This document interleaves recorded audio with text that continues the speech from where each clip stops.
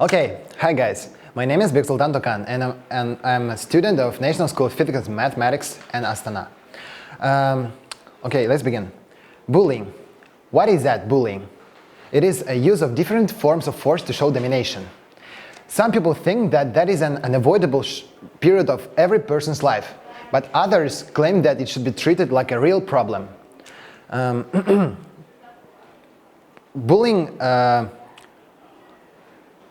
yes, but others think that it should be treated like a real problem because it harms both physically and emotionally.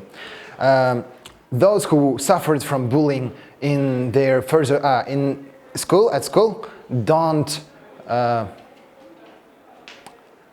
usually don't suffer from that in their further life, but those who do may carry that neurological scar for a lifetime. Today I want to tell you about some problems and consequences of bullying that were not widely known. According to my little research on the internet, there are at least 5 different interesting outcomes. First, it slows the height growth. One British study is especially relevant there. It is even longitudinal study of parents and children. 12 participants mostly were from white British families, and they were relatively wealthy, so children were well fed and none of economic factors could affect on the research. Researchers sifted through 12,000 families, gathering such information as birth order, sex of children, height of children, and birth spacing.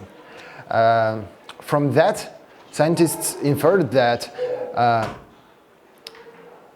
every younger children is, by age 10, is shorter to 1.3 inches than his older sibling by the same age.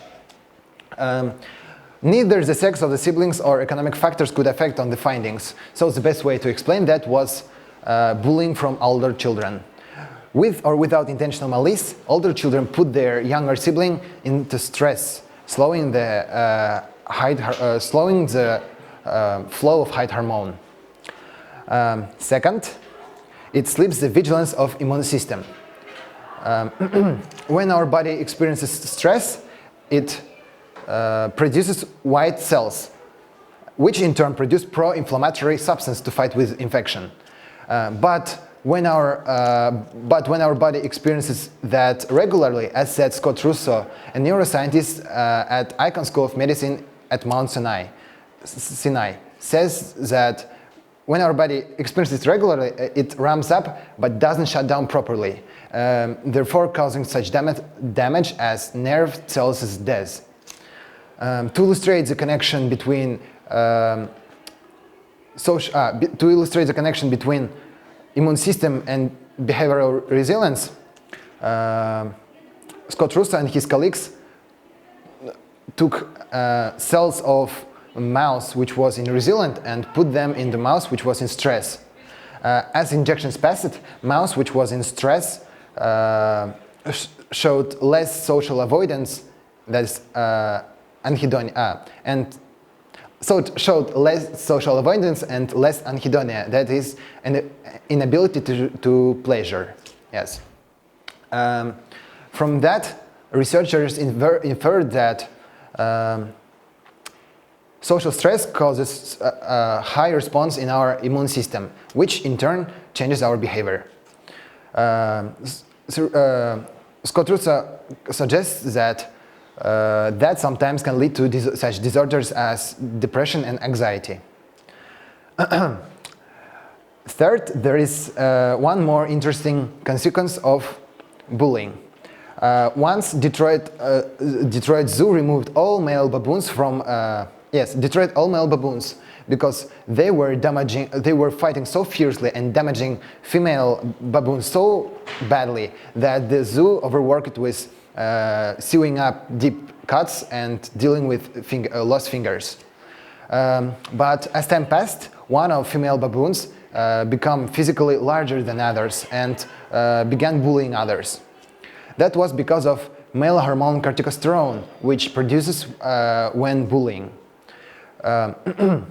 So that baboon even developed a false scrotum, so she looked like a male and acted like it.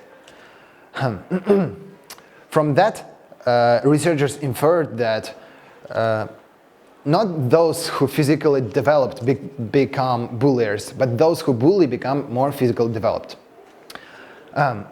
Fourth,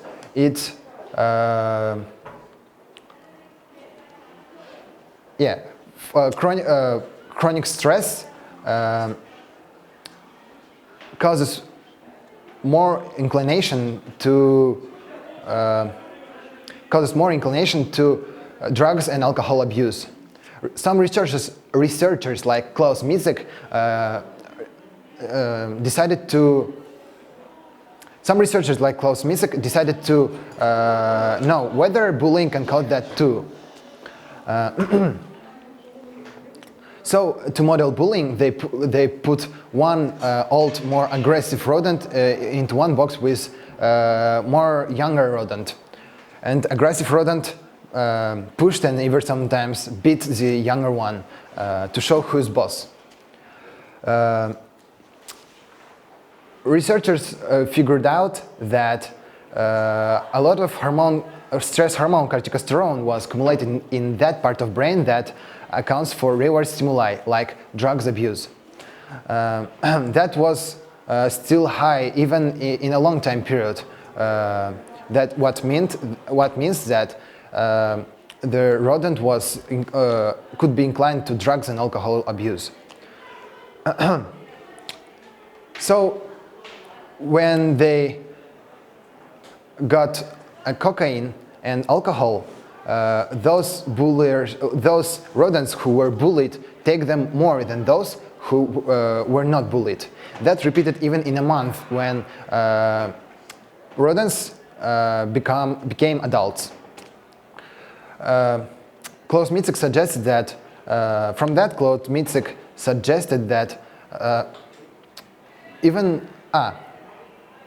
that bullying can cause social and drugs abuse.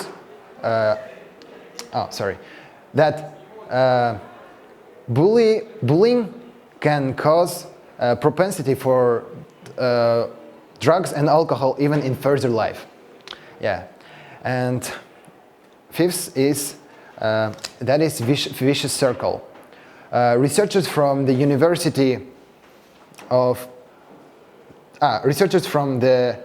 Austin University in Texas claim that bullying can cause further bullying.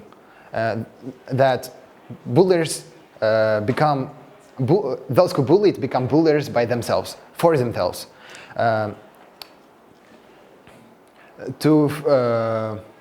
They made an experiment where they deduced that those hamsters who were bullied become more aggressive toward those who were smaller in size, but fearful toward those who were similar or larger in size. That reminds me human behavior in family, when parents punish their older child, and that older child punishes his younger brother, and that younger brother just throws out his accumulated aggression by breaking toys and biting everything. Also, this hypothesis proves what's often said in people, that when you have a violence against children, you'll find that children become violent, says even Delville, who led this research. So the bullying can cause 5 different outcomes. That is, first, it slows the it slows the flow of height hormones. And second, it weakens our immune system. And third, those who bully become more physically developed. And fourth, it causes propensity to drugs and alcohol abuse. And fifth, it causes further bullying. By providing you with such interesting consequences and problems of bullying, I just wanted to grab your attention and say that there is a problem, there is a serious problem that definitely should be solved. Thank you for your attention.